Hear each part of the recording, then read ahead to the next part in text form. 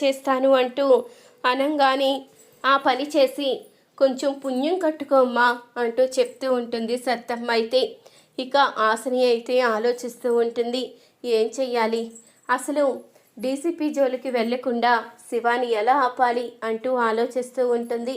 ఇక ఉదయం అవ్వంగానే హాస్పిటల్లో అయితే అందరికీ వైద్యం చేస్తూ ఉండగా అప్పుడే డీసీపీ సందీప్ అయితే హాస్పిటల్ దగ్గరికి అయితే వస్తాడు.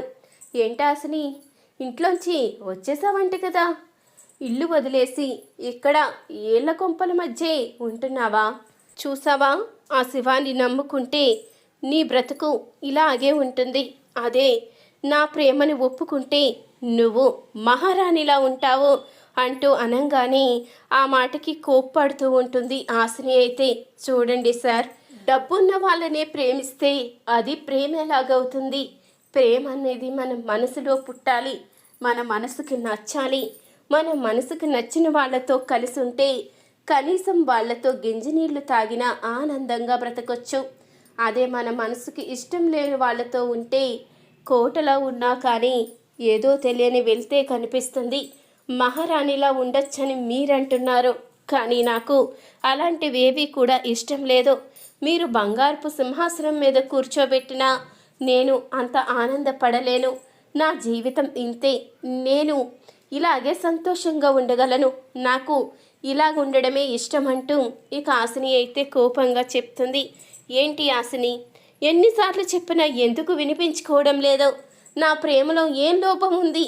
నీకు ఇలాగే ఉండడం ఇష్టమైతే చెప్పు, నా ఆస్తి అంతా నీకోసం వదులుకుంటాను, నీకోసం నేను కూడా ఇదే ఏరియాలో ఉంటాను, ఒక్కసారి ఆలోచించు అంటూ అనంగానే, చూడండి సార్, మీరు ఆస్తి వదులుకున్నా ఏం చేసినా నేను మాత్రం మిమ్మల్ని ప్రేమించలేను, నన్ను వదిలేయండి అంటూ హాసిని అయితే చెప్తూ ఉంటుంది. ఎందుకు నువ్వు నన్ను ప్రేమించలేవు? నీ మనసులో ఎవరున్నారో? నువ్వు ఎవరినైనా ప్రేమిస్తేనే కదా ఇలా ప్రేమని ఒప్పుకోవు. నిజం చెప్పు, ఒకవేళ నిజంగానే నువ్వు ఎవరినైనా ప్రేమించుంటే నేను నిన్ను వదిలేస్తాను, ఇక మళ్ళీ నీ మొహం కూడా ఎప్పుడూ చూడను, నీ జోలికి కూడా రాను అంటూ సన్నీ అయితే అనంగానే, సరే సార్, నేను ప్రేమించిన వాణ్ణి రేపే గుడికి తీసుకువస్తాను, అక్కడే మీకు నిజం తెలిసేలా చేస్తాను అంటూ ఇక చెప్తూ ఉంటుంది హాసిని అయితే.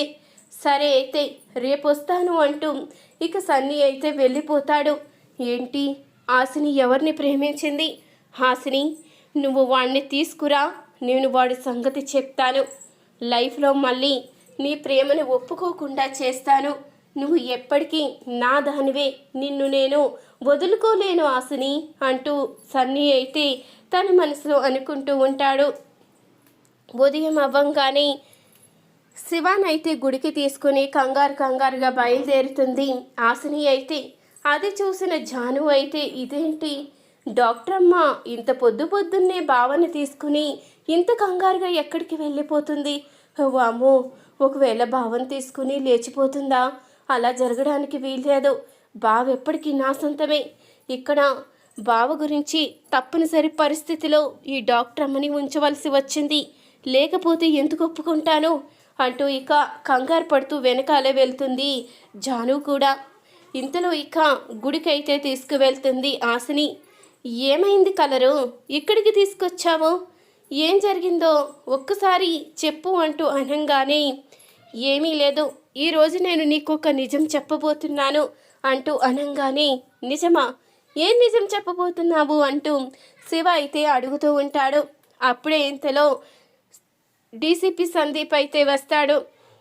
డీసీపీ సందీప్ని చూసి, ఇప్పుడు చెప్తున్నాను విను శివ, నేను నిన్ను ప్రేమిస్తున్నాను, నువ్వంటే నాకు ప్రాణం అంటూ అనంగానే, నువ్వు నన్ను ప్రేమించినా నేను నిన్ను ప్రేమించలేను, ఎందుకంటే నేను చిన్నప్పుడే ఒక అమ్మాయిని ప్రేమించాను, ఎప్పటికైనా అమ్మాయిని కలుసుకోవాలి, తననే పెళ్లి చేసుకోవాలని నిర్ణయించుకున్నాను, తన పేరు కైలా అంటూ శివ అయితే చెప్పేసరికి ఇక హాసిని అయితే చెప్తుంది, నేనేరా బాబీ నీ కైలాని, నువ్వు చిన్నప్పటి నుంచి ఇష్టపడుతున్నా నీ కైలాని నేనే, నేను కూడా నిన్ను చిన్నప్పటి నుంచి ఇష్టపడుతున్నాను, నువ్వు ఎక్కడున్నా కలుసుకోవాలని, నీతోనే నా జీవితాన్ని పంచుకోవాలని ఎప్పటి నుంచో అనుకుంటున్నాను, ఐ లవ్ యూ బాబీ అంటూ ఇక చెప్పేసరికి ఈ మాటలు విన్న సన్నీ అయితే ఒక్కసారిగా షాక్ అవుతాడు.